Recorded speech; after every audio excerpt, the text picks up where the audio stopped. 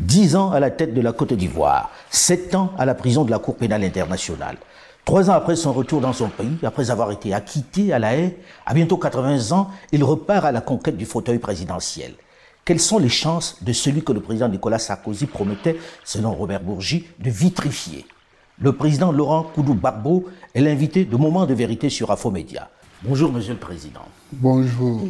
Alors, il y a quelques semaines, votre parti, le PPACI, vous désignez comme le candidat à la prochaine présidentielle. Oui. À 80 ans, que pensez-vous faire que vous n'ayez pu faire pendant que vous étiez président, pendant 10 ans?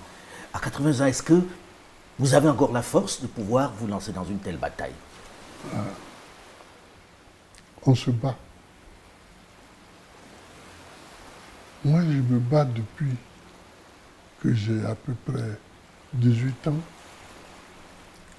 Je me bats pour la Côte d'Ivoire, mais je me bats surtout pour l'Afrique. Mais se battre à 80 ans, on est un peu diminué, Monsieur le Président, non? Non, non. Il ne faut pas juger comme ça. Il faut voir si les raisons de bataille ont disparu. Et les raisons n'ont pas disparu. Après La tout ce que vous avez... liberté pour les hommes, les indépendances pour les États africains, l'égalité entre les Noirs africains et les autres hommes de la terre, tout ça, ça n'a pas disparu. Ça n'a pas disparu, Monsieur le Président, mais en Donc même temps... il faut se battre. Il faut se battre, mais en même temps, on se dit qu'il y a de la jeunesse. Oui. Pourquoi vous ne promouvez pas plutôt cette jeunesse-là pour prendre la place et vous reposer? Parce que Mais vous on y avez les droit promeut. maintenant.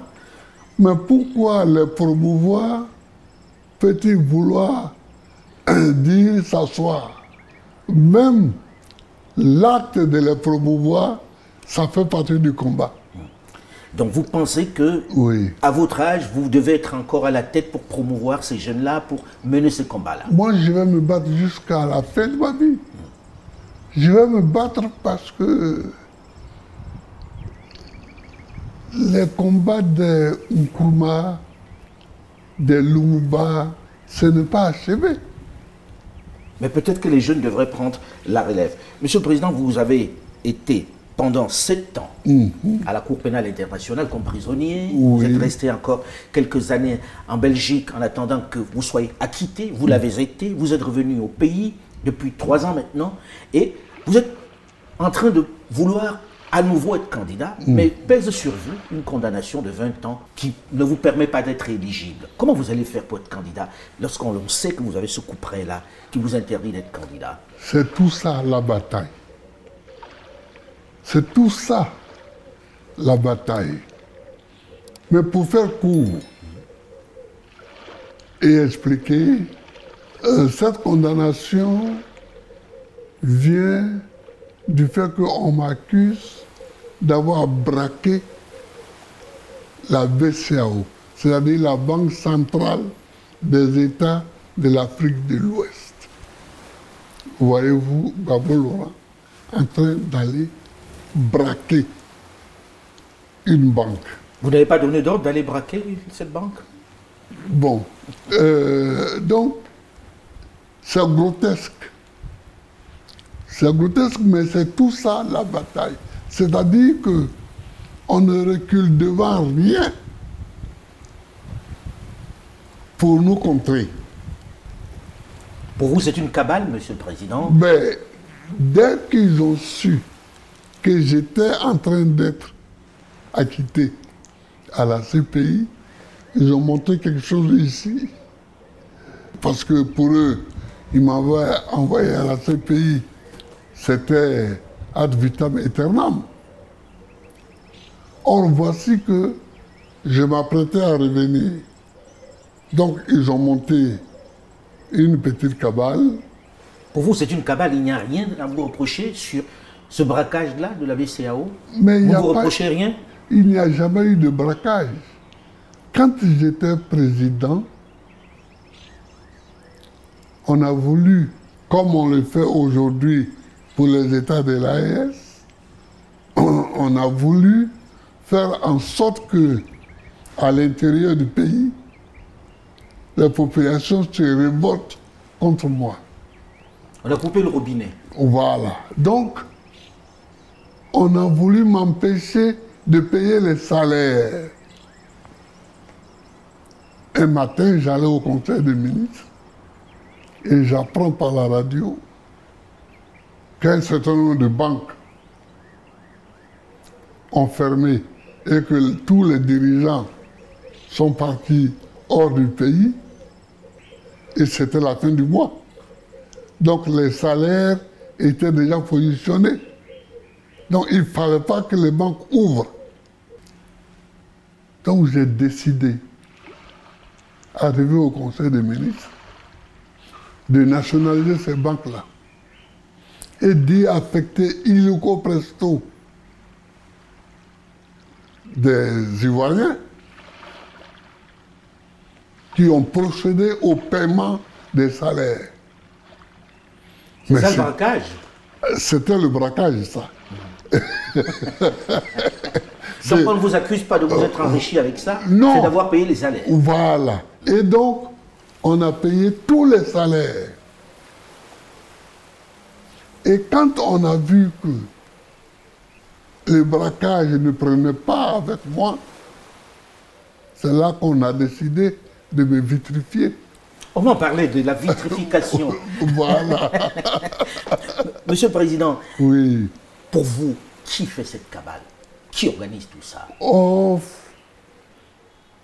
est-ce que dans la situation où je suis, dans la situation où se trouve la Côte d'Ivoire,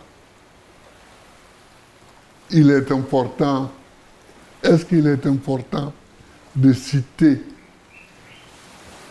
des hommes ou des pays?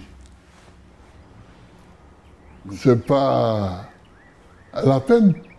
On aurait bien voulu, Monsieur le Président. Mais Ouais. comprenez qu'on ait envie d'entendre des noms, mais bon, vous avez choisi par correction de ne pas citer les noms. Mais Monsieur le Président, aujourd'hui, il y a un risque que vous ne soyez pas candidat. On a entendu le patron, le président de la Cour électorale indépendante dit que vous êtes inéligible. Comment comptez-vous faire pour être candidat dans ce cas? Mais vous savez, en 1990, les mêmes personnes disaient que je n'allais pas être candidat contre fouet. Mais j'ai été candidat contre fouet. Et cela a ouvert la route au multipartisme. Et cela a ouvert le débat politique. Donc, mon rôle est un rôle de précurseur toujours. De pionnier. Ouais, de pionnier. Alors, Monsieur le Président, lorsque l'on regarde le landerneau politique ivoirien, on s'interroge, on se dit il n'y a pas de renouvellement véritable de la classe politique. On entend encore dire que le président Alassane Dramane Ouattara pourrait accéder, pourrait encore être candidat en 2025. Qu'est-ce que cela vous inspire? Et ce n'est pas dans la situation où nous trouvons maintenant la durée d'un homme sur la scène politique qui a un problème. Mais c'est le respect de la loi. Comment ça? Ce que Alassane fait et qui est condamnable,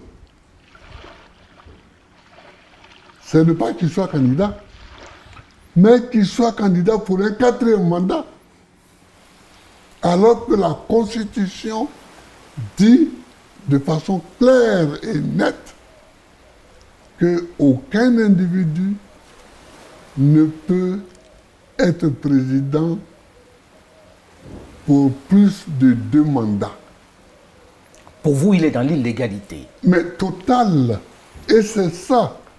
Alors les gens disent Alassane. Non, non, non, non. Laissez Alassane et voyez ce qui est une faute. Ce qui est la faute, c'est que déjà, en ce moment-ci, nous sommes dans son 3e mandat, ce qui est une faute. Et non seulement il fait une faute, Mais il veut amplifier la faute en allant pour un quatrième mandat, ce qui est une horreur. Pour vous, il ne doit pas être candidat, absolument pas. Mais la loi, et surtout que cette constitution-là, c'est lui qui l'a écrite.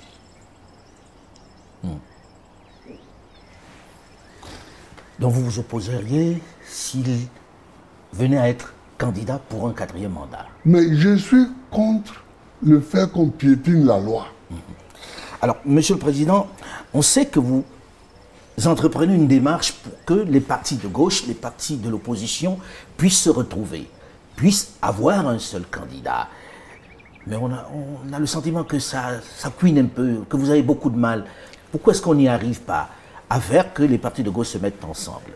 D'abord, il faut faire une différence entre partis de gauche et les partis d'opposition. Ici, tous les partis d'opposition ne sont pas de gauche. Comme votre ancien parti, dont vous êtes le fondateur. Oui, Le le FPI. FPI, oui. Bon, ce n'est pas de la gauche qu'il s'agit. L'appel que j'ai lancé à Beaunois, qu'on a appelé l'appel de Beaunois, c'était pour que les partis d'opposition qui le souhaitaient se rassemblent et discutent pour qu'on mette au point une stratégie ou plusieurs stratégies pour que les règles soient claires, soient respectées. Pour que la CEI, la Commission électorale indépendante, sorte des mains d'un parti, du parti au pouvoir, et soit vraiment une commission électorale indépendante. Le dernier mot est très important. Est-ce que c'est possible aussi? Une commission électorale indépendante. Ça, on se bat pour ça. On se bat toujours pour les choses en espérant qu'elles vont arriver. Alors, il faut que cette commission électorale-là soit indépendante. Il faut que, par exemple, là, des candidats, certains candidats n'ont pas leur nom Sur les listes. sur les listes. Comme vous, par exemple. Comme moi, comme Soro Guillaume. Et d'autres. C'est drôle de vous entendre défendre la cause de Soro Guillaume aujourd'hui. Bon, moi, je suis toujours comme je suis. Ce sont les gens qui me combattent. Mais même quand Soro Guillaume se battait, je l'ai regardé, lui et ses amis, et je leur ai dit, vous me combattez pour quelqu'un que vous ne connaissez pas. Monsieur le Président, il y a eu beaucoup d'actualités dans lesquelles vous étiez au cœur. Oui. Vitrifié. Oui. Vous avez écouté les propos du livre de Robert Bourgi. Hein, oui, Robert. Voilà. Qui parlait de Nicolas Sarkozy qui avait promis de vous vitrifier. Cette anecdote, elle est vraie? Ah ben ça, c'est à lui qu'il faut demander. Puis c'est lui qui était à l'Élysée avec Sarkozy. Prenons les choses par le commencement, Monsieur le Président. Oui. On apprend de ces révélations, par exemple, que vous étiez le vainqueur de l'élection présidentielle d'octobre 2010. Oui. Et que vous avez été victime, on va dire, d'un putsch, finalement. Oui. C'est vrai ou pas? Vous Mais pensez? ça, nous savions depuis longtemps, depuis toujours, que nous avions gagné, que j'avais gagné l'élection présidentielle de 2010.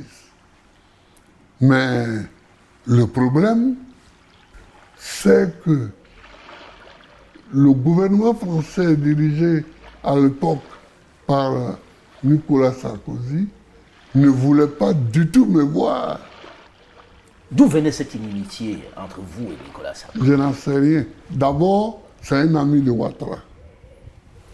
Est-ce que ceci peut expliquer cela, je ne sais pas.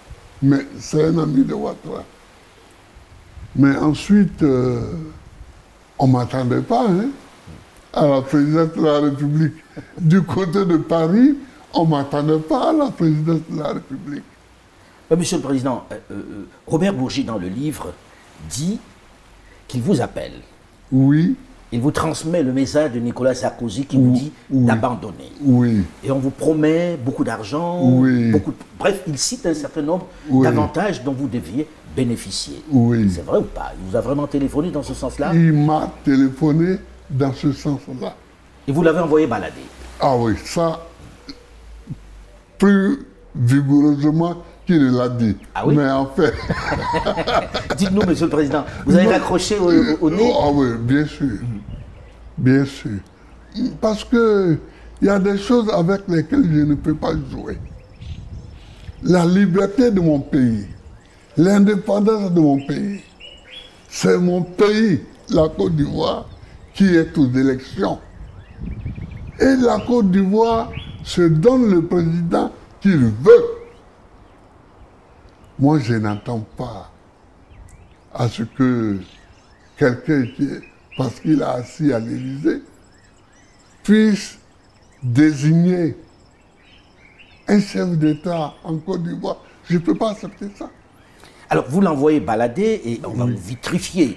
Est-ce que, très sincèrement, pendant que vous étiez aux affaires, vous avez de temps en temps aussi acheté votre paix, acheté Paris, parce qu'il dit que vous aviez donné 3 millions d'euros à Jacques Chirac? Oui, enfin, exactement, c'est 2 milliards de francs CFA. Alors, je ne sais pas bien... Oui, ça fait 3 millions d'euros. Voilà. À peu près. Voilà. Mais ça, je suis étonné que ça apparaisse comme quelque chose de nouveau aujourd'hui. Parce que depuis 2014, dans le livre que j'ai écrit en prison avec François Mattei... Pour la vérité de la justice. Oui, je l'ai dit là-dedans. Pour la vérité et la justice. Oui. Vous en aviez parlé, effectivement. Oui. Mais bon, vous savez, quand ça sort de la bouche de quelqu'un d'autre, on se dit, bon, il n'a fabulé pas. À la page 49, oui, j'avais déjà dit ça. Mais Monsieur le Président, pourquoi vous donnez les 3 millions d'euros, c'est-à-dire les 2 milliards dont vous parlez? Parce qu'ils m'ont demandé. Mais vous ne donnez pas tout ce qu'ils vous le demandent. Ah non, mais écoute, c'est Chirac. Il était si influent que cela? Il vous faisait si peur que ça? C'est pas une question de peur. Mais c'est d'abord un étonnement de voir le chef d'État français me demander l'argent. Moi, j'étais étonné. Stupéfait. J'étais stupéfait, j'étais ahuri. Ce n'est pas le seul chef d'État qui m'a demandé l'argent. Hein. Ah bon? Mais comme un autre qui m'a demandé aussi l'argent. Vous pouvez nous le dire, Monsieur le Président? Non. S'il vous plaît. Est africain et qu'il est coutumier des faits.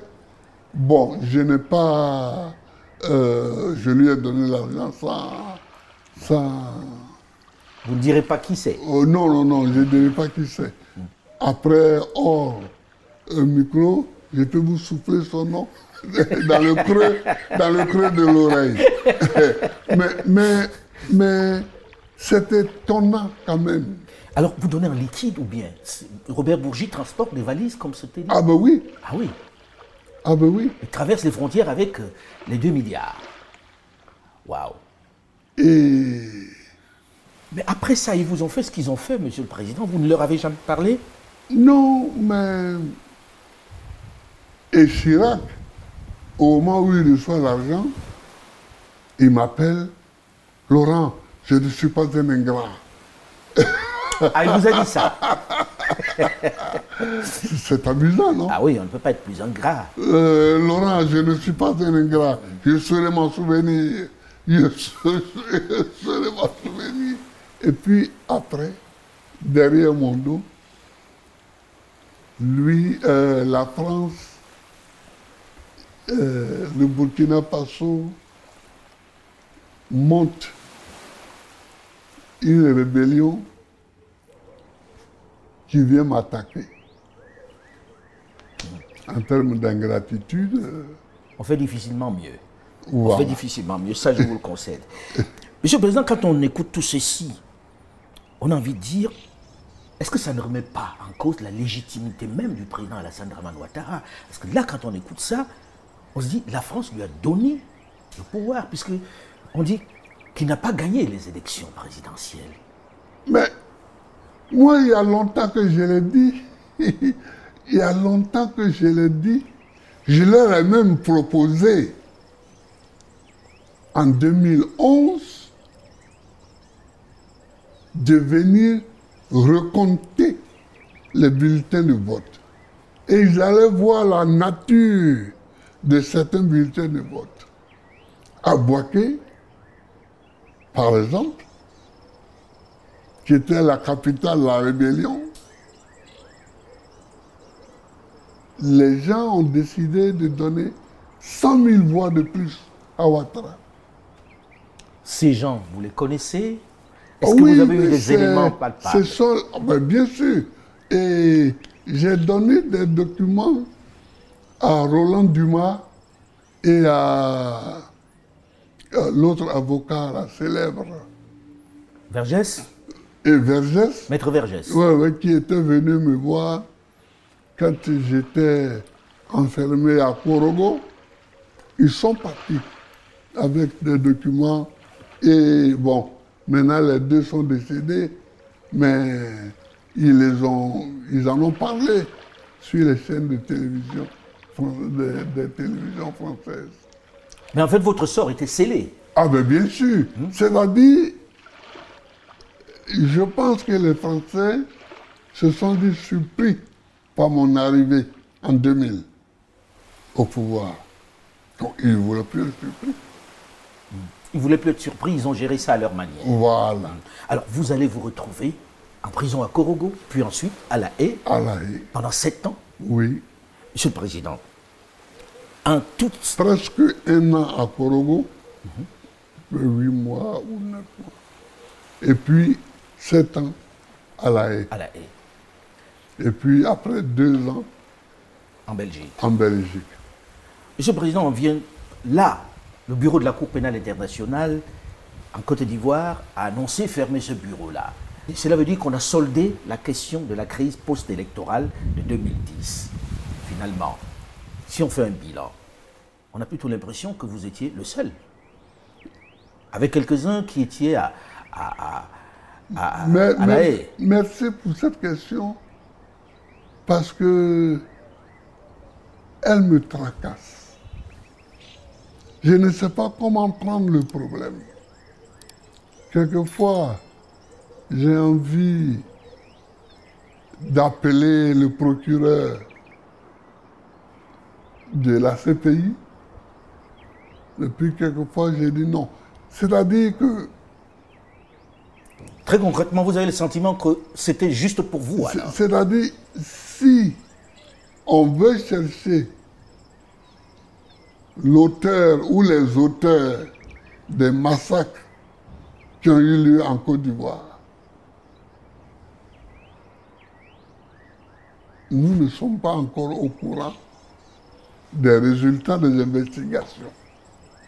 Parce que je suppose et j'espère qu'ils ont fait des investigations sur tout. Ils n'ont pas encore jugé ceux qui soupçonnent. Donc, on ne sait pas les résultats des jugements à la Cour, à la CPI, ou bien même devant d'autres tribunaux. On ne sait pas encore. Pour faire court, vous avez le sentiment que ce bureau était spécialement fait pour Laurent Koudou-Gbagbo. Mais si on n'a pas fait des recherches complémentaires et qu'on n'a pas jugé, donc tout ce cirque qui a duré des années et qui a coûté des milliards n'a été fait que pour moi. C'est un grand honneur, mais c'est une grande injustice. C'est une grande injustice pour la Côte d'Ivoire. Vous pensez cela de la CPI, que la CPI se serait déployée juste pour vous condamner, alors que finalement elle vous a acquitté? Je n'ose pas penser cela. C'est pourquoi j'attends encore qu'on nous dise quels sont les assassins, quels sont les voleurs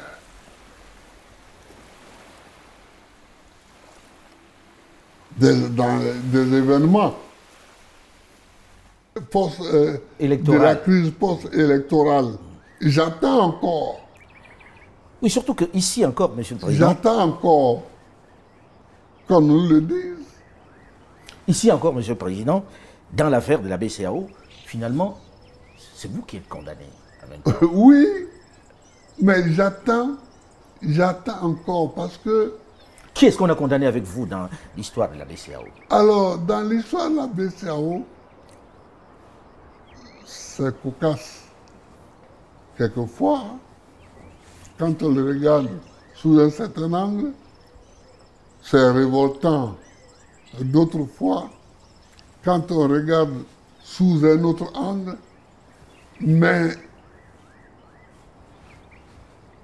il y avait moi, le Premier ministre Akembo,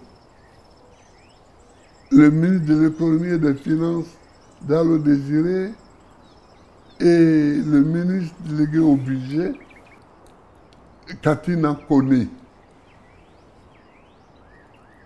Et dans les réquisitions, dans les procès qui ont eu lieu ici, il paraît, puisque moi je n'ai jamais eu vent de ces procès-là, que c'est Katina Koné, le ministre du budget, qui serait le principal accusé.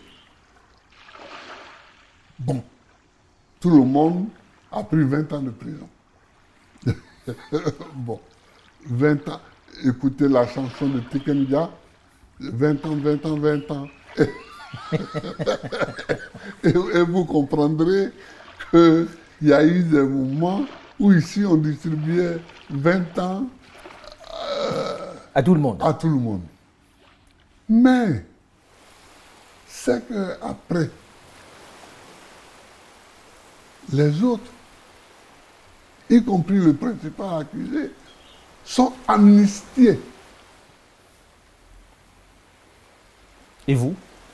Et c'est celui qui va être candidat qui n'est pas amnistié. C'est une amnistie sélective. Mais c'est une amnistie sélective. Pourquoi mon chef, c'est-à-dire le chef de file des accusés, des condamnés, lui il est amnistié, et puis moi, qui ne viens qu'en dernière position, je ne le suis pas. Pourquoi? Et puis même pour ce braquage, moi, au moment des faits, j'étais chef d'État. Un chef d'État n'est pas jugé comme ça. Un chef d'État n'est pas jugé comme ça, il y a une autre juridiction pour ça. Voilà. Alors, il y a la relation entre la Côte d'Ivoire et le Burkina Faso, il y a l'AES, il y a la guerre en Ukraine, oui. Il y a le Proche et Moyen-Orient, avec Israël et la Palestine, et aujourd'hui le Liban. Oui. Nous allons en parler dans la seconde partie de cet entretien, juste après une petite pause, Monsieur le Président. Nous sommes 1,3 milliard d'Africains à partager une conviction. L'Afrique telle qu'elle fonctionne va mal. Il faut donc la repenser profondément. Même si le berger essaie toujours de convaincre le mouton qui l'amène à l'abattoir que leurs intérêts sont communs. Il faut rappeler que personne ne viendra repenser l'Afrique à notre place. Pourquoi d'ailleurs quelqu'un d'autre le ferait contre ses intérêts? Personne ne peut aimer l'Afrique plus que les Africains. Bonjour et bienvenue dans la seconde partie de Moment d'Afrique sur Afro Média qui reçoit aujourd'hui un invité prestigieux, le président Laurent Koudou-Barbeau, qui nous fait l'honneur d'être là, de nous recevoir chez lui. Dans la première partie de ce magazine, Monsieur le Président, nous avons évoqué les questions ivoiriennes, les questions intérieures, avec notamment cette question de vitrification dont vous deviez faire l'objet. Dans cette seconde partie, j'ai envie que nous parlions d'international, puisque je sais que cela vous intéresse également. Et que ça concerne aussi la Côte d'Ivoire, dans une certaine mesure, puisque la première question porte sur la relation entre la Côte d'Ivoire et l'AES, l'Alliance des États d'Afrique du Sahel. Déjà, quel est le regard que vous jetez sur cette alliance des États du Sahel, sur cette AES? Un bon regard. Je voudrais dire ceci. La CEDEAO a été créée en 1975. Aujourd'hui, nous sommes en 2024. Si nous voyons que 3 États ont quitté la CEDEAO pour créer l'AES, il faut se demander pourquoi. Pour vous, c'est justifié? Ah oui. Pour moi, c'est justifié. J'ai été président 10 ans de la Côte d'Ivoire. Et dans la CEDEAO, la Côte d'Ivoire n'est pas rien. C'est le leader presque. La Côte d'Ivoire n'est pas rien. Mais la CEDEAO ne s'attaque pas aux problèmes qui se posent aux États de l'Afrique de l'Ouest. Comment ça? Il y a Boko Haram au Nigeria. Qu'est-ce que la CEDEAO a fait contre Boko Haram? Rien. Il y a les rébellions qui affligent le Niger, le Mali, le Burkina Faso et la Côte d'Ivoire aussi. Qu'est-ce que la CEDEAO a fait? Rien. Et maintenant le Togo aussi, le nord du Togo aussi. Voilà, et le Togo aussi. La Côte d'Ivoire, qu'est-ce que la CEDEAO a fait? Rien. Alors, même en se limitant à ces questions de sécurité, quand vous n'êtes pas capable, dans une communauté, de vous mettre ensemble pour chercher des solutions aux problèmes qui se posent, ne vous étonnez pas que les gens vous quittent. Mais qu'est-ce qu'il faut en faire alors de la CEDEAO? Parce que lorsqu'on vous écoute, oui, cette CEDEAO n'a plus de justification, n'a plus de raison d'être. Mais c'est ce que je pense. C'est ce que je pense. Et c'est ce que je dis à mes amis. La CEDEAO est devenue un instrument de propagande de la France. Parce que, comme me l'a dit un de mes amis, qui paye commande. Et les Africains ont ce cycle-là. On a créé l'Union africaine. On a créé l'OUA, puis l'Union africaine. Vous savez qu'un Ivoirien, sous mon instigation, a été aussi secrétaire général de l'OUA. Essi Amara. Et c'est sous lui qu'on est passé de l'OUA à l'UA. Est-ce que ce n'est pas honteux qu'à Addis Abeba, le siège de l'UA soit construit par une puissance étrangère? La Chine. La Chine. C'est honteux. Est-ce que ce n'est pas honteux que le fonctionnement de l'UA au quotidien à Addis Abeba soit financé par l'Union européenne? C'est pas honteux.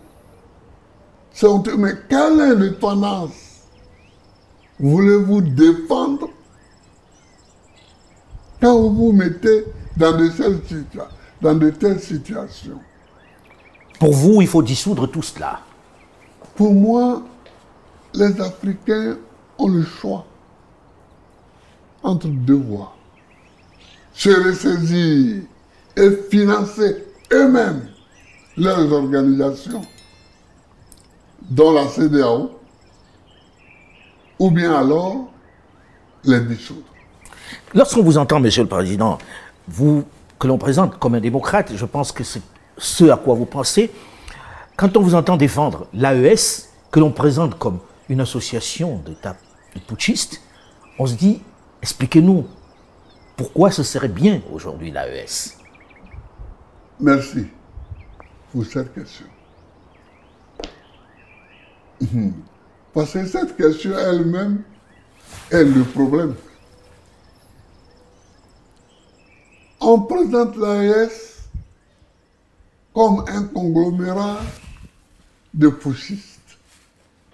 Ne nous faites pas aller loin. Au Mali, au Niger, au Burkina Faso, il y a eu des coups d'État militaires. Il y en a eu aussi en Guinée, au Gabon, au Tchad. Deux remarques. Pour ceux qui critiquent les dirigeants de l'AES et les traitent de putschistes, il y a deux sortes de coups d'État. Les bons coups d'État et les mauvais coups d'État. Mais moi, je ne rentre pas dans ce jeu-là. Ah oui, quand je vois que certains chefs d'État occidentaux couraient quasiment au Tchad pour adouber. Je sais que vous faites allusion au président Macron qui est allé à l'enterrement et qui a adoubé le fils d'Ebi. Oui, je n'ai pas dit son nom. Mais bon, j'ai de ceux qui n'ont pas vu les images. Et puis il y avait quelques autres chefs d'État, dont l'ancien président Mohamed Bazoum. Quand je vois ça, je me demande ce qu'il y a dans la tête de ceux qui raisonnent ainsi, intellectuellement. Parce que ou bien un coup d'État est un coup d'État, ou bien il n'en est pas. Ou bien il n'en est pas.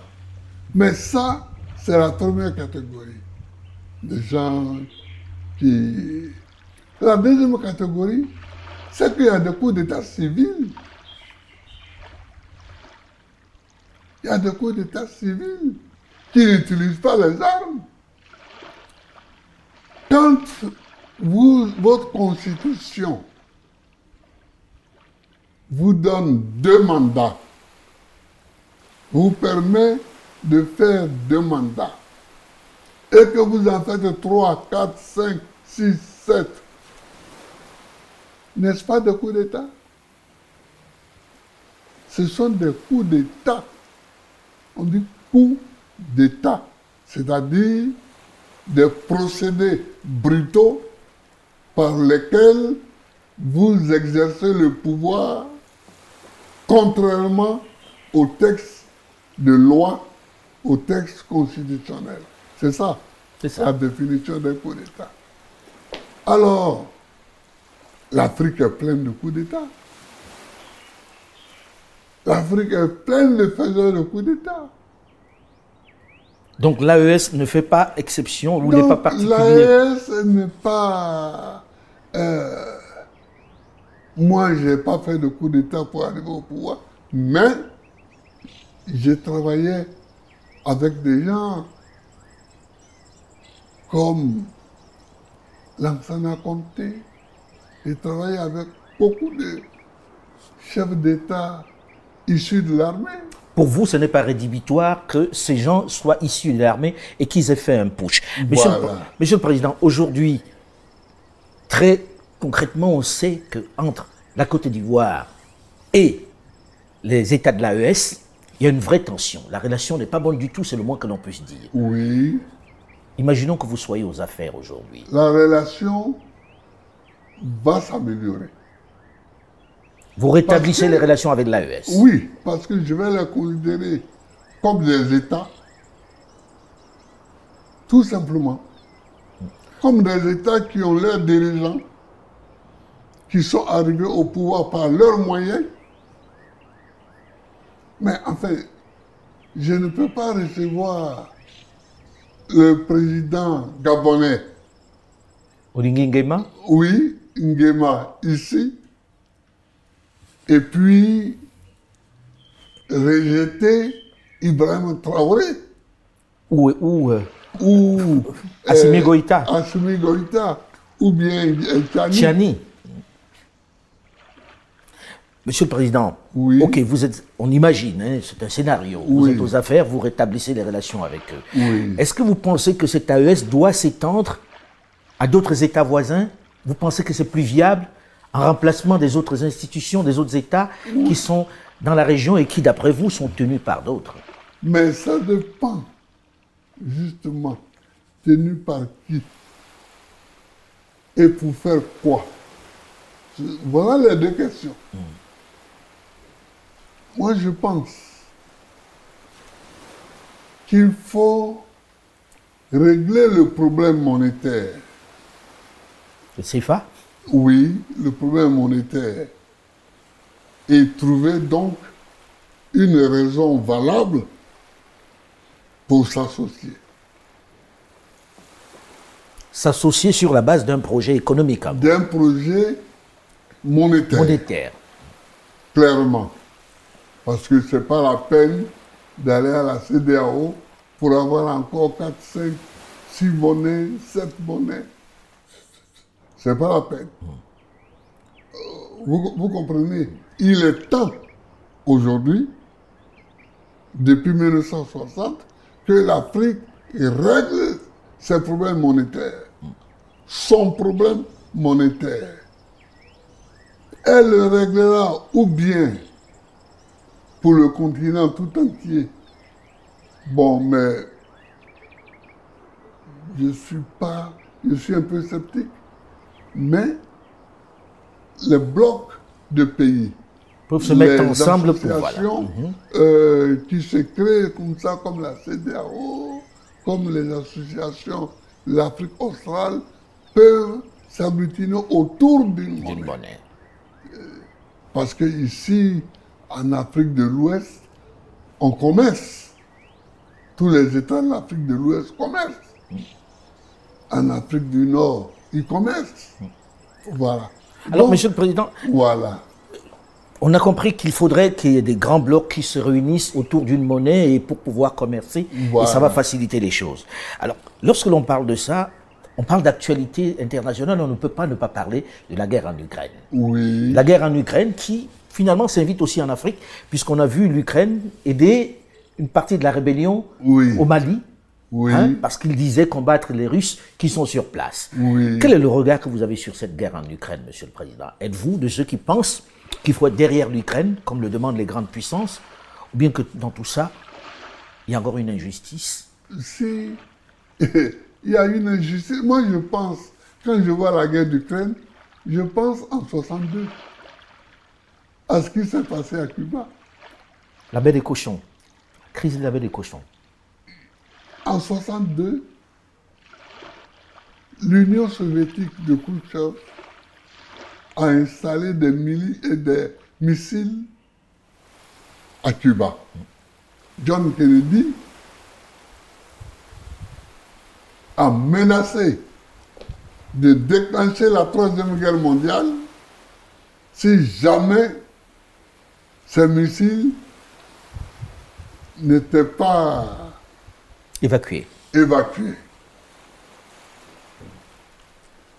Mais nous étions jeunes. Ce problème nous a tenus en suspens pendant des mois. Et finalement, après moult négociations, Khrouchtchev est parti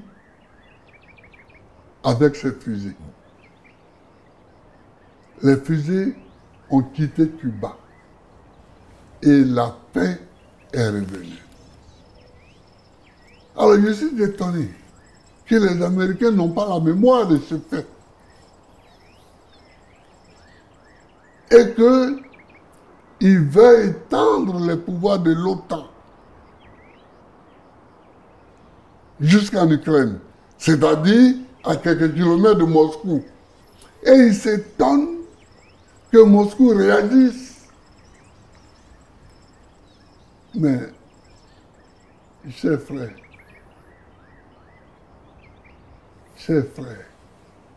quand on tape quelqu'un, on a toujours la même manière de réagir.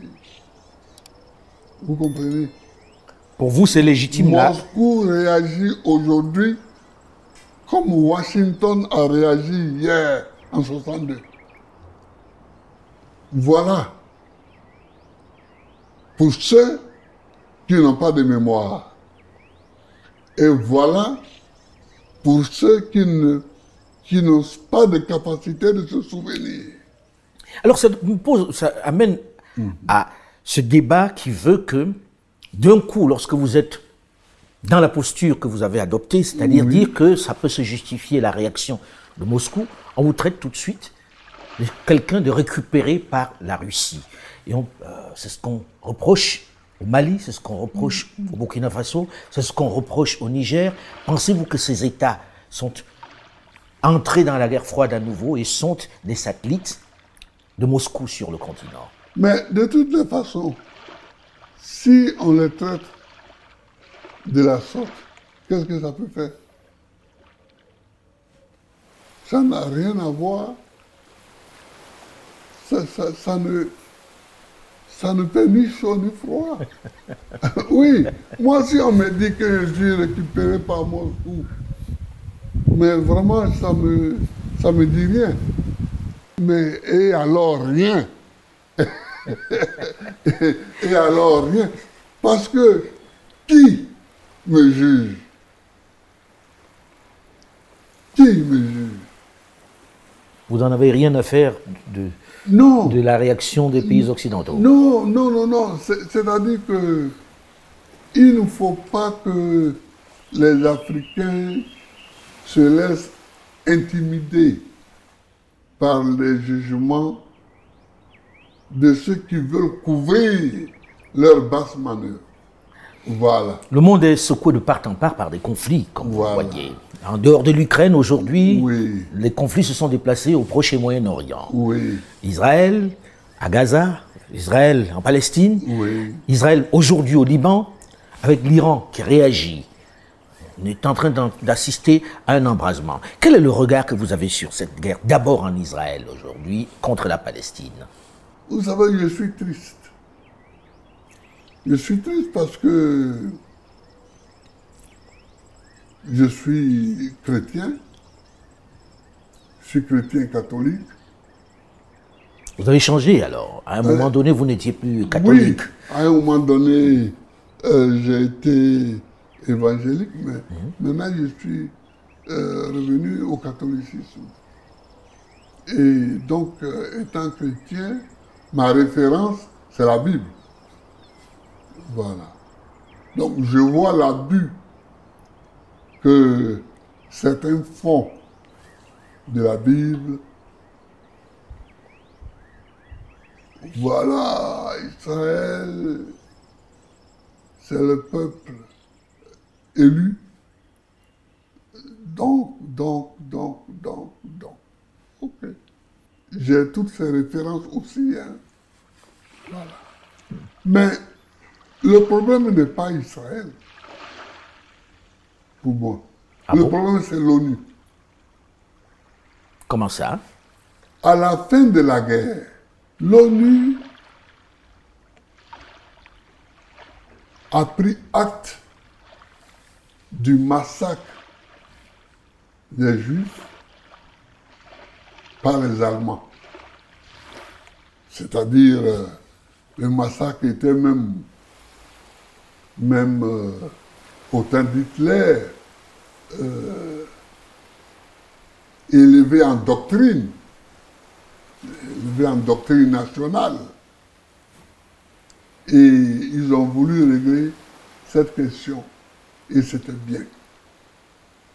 Donc, ils ont créé l'État d'Israël.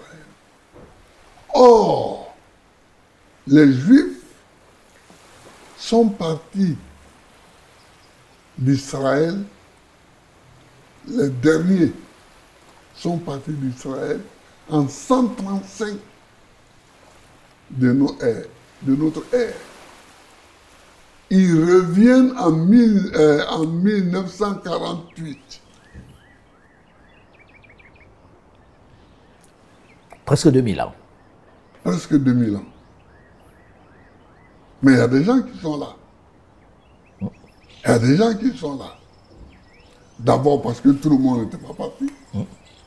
Et puis ensuite parce que bon, d'autres sont venus aussi. Le mouvement des populations sur la planète. Le mouvement des populations, bon. Alors, je crois que l'ONU a bien fait de créer l'État d'Israël. Mais il aurait mieux fait de créer aussi l'État palestinien. Les deux États, voilà ce qu'il fallait créer. Ça n'a pas été fait. Ça n'a pas été fait et c'est ça la faute majeure. C'est pourquoi je vous dis que moi, ce n'est pas les Israéliens que je critique, mais c'est l'ONU. Mais que faire maintenant? Il n'est pas trop tard, il faut créer l'État palestinien. Et sur quelle terre, comment ça se passera, puisque lorsque l'on regarde un peu dans quelle situation est l'État de Palestine, du moins les territoires qui restent à la Palestine, on a presque envie de dire que ce n'est pas très viable. C'est-à-dire que plus on tarde, plus ce sera difficile la mise en œuvre. Pas le principe, mais la mise en œuvre. Parce que depuis Begin, Menahem Begin. oui, depuis Begin, Israël grignote. Colonise. Colonise. Et grignote sur les territoires palestiniens pour leur laisser la version la plus congrue. Mais on voit ça. Ça se voit. Ça se sait. Ça se sent. L'ONU est là pour quoi? L'ONU observe quoi? Les soldats de l'ONU là-bas, ils font quoi? Il faut prendre la décision d'abord au Conseil de sécurité de créer l'État palestinien. Et deuxièmement, il faudra engager les discussions pour délimiter cet État palestinien. Ces discussions vont engager Israël, bien sûr, l'autorité palestinienne, la Jordanie, etc. Le Liban. Le Liban, la Syrie. La Syrie.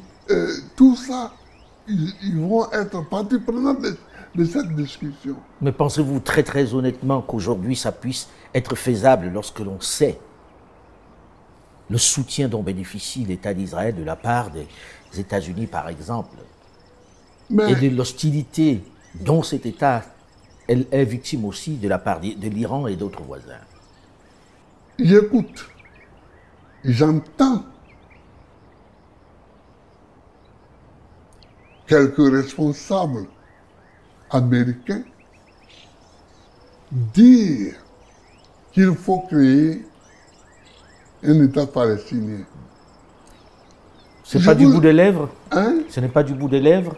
Oh, c'est possible que ce soit du bout des lèvres, mais le fait que cela soit dit signifie que, effectivement, à part cette solution, il n'y a pas d'autre solution. Il n'y a pas d'autre solution. On ne peut pas condamner un peuple à l'errance.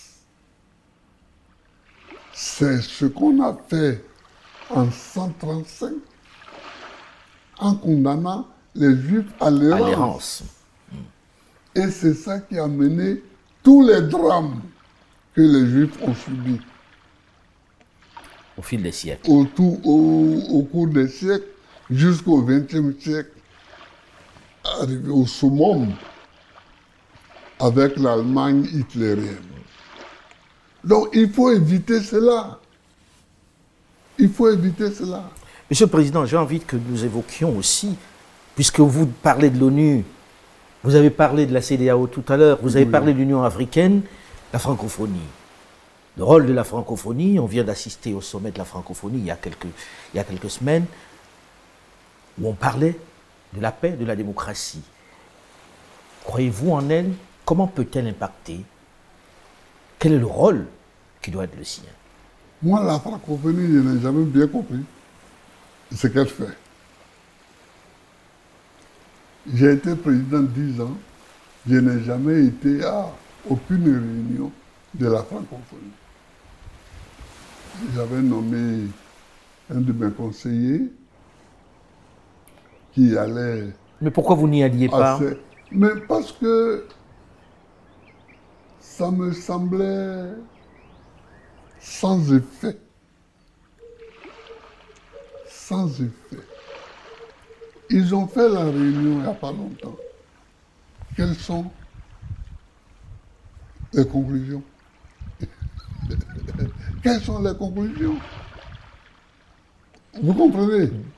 Donc, moi, je n'ai jamais été à une réunion de la francophonie. Ce n'est pas que je déteste le fait qu'il y ait un certain nombre de pays qui parlent français, qui s'expriment en français. Mais je ne vois pas ce que l'organisation de la francophonie amène au monde. Je ne vois pas. On arrive presque au terme de cet entretien, Monsieur le Président, et j'ai envie de revenir à la question ivoirienne. Oui. La question ivoirienne aujourd'hui, c'est que comment vous faites pour être candidat et comment vous arriverez, puisque c'est l'appel que vous avez fait à Benoît, Oui. à réunir l'opposition ivoirienne pour aller de façon coordonnée Oui. aux élections présidentielles de 2025. Je voulais dire quelque chose, mais très simplement. Que pour le moment, j'ai appelé toute l'opposition à la vigilance et à régler les problèmes qu'il faut régler. J'ai parlé de la crédibilité de la CEI, et j'ai parlé des listes électorales qui sont plus qu'imparfaites, qui sont plus qu'imparfaites. J'ai parlé de quelques noms qui sont Absent des listes électorales. absents des listes électorales savamment. Et comme par hasard, absents des listes électorales, j'ai parlé... Dans le vôtre.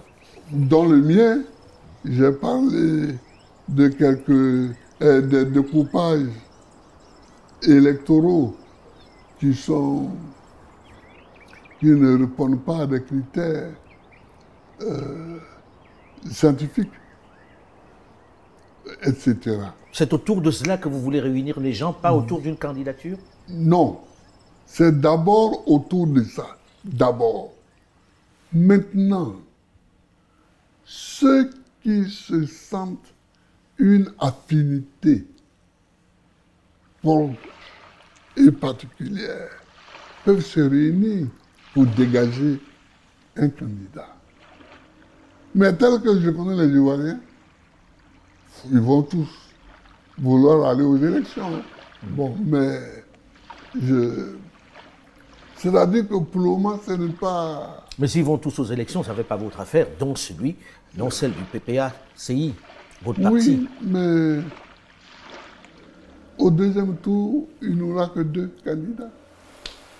À ce moment-là, tout le monde va se réunir peut-être autour d'un candidat. Voilà. À ce moment-là, Vous pensez être celui-là au deuxième tour? Si on vous laisse y aller. Mais j'irai. J'irai. Vous êtes confiant là-dessus? Je suis confiant. Vous pensez que ceux qui mènent la cabale pour que vous n'y soyez pas, qui vous enlèvent de la liste électorale, vont se dire, bon allez, on va laisser le président Laurent Gbagbo compétir? Mais parce qu'ils n'ont pas d'argument.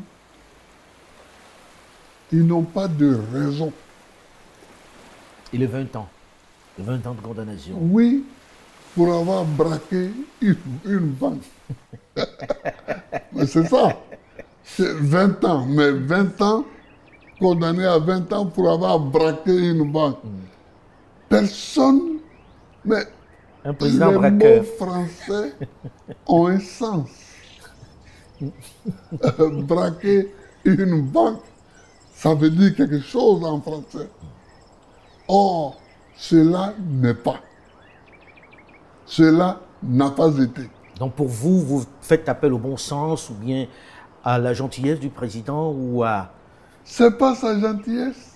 Je pense que ils vont sortir un moment donné, ils vont sortir de leur tremblote. Et puis... Ils ont peur de votre retour, d'après vous? Oh ben je crois bien, parce que j'ai dit qu'on était 4 condamnés. Les 3 autres sont amnistiés. Et moi seul, je ne suis pas amnistié. Enfin, comment voulez-vous qu'on traduise cela? Que vous étiez le chef braqueur? Non, ils ont désigné le chef braqueur dans le jugement, que c'était Kone Katina, le ministre du budget. Et moi qui ne suis que l'inspirateur du chef braqueur, je veux dire que c'est d'un ridicule et d'un grotesque.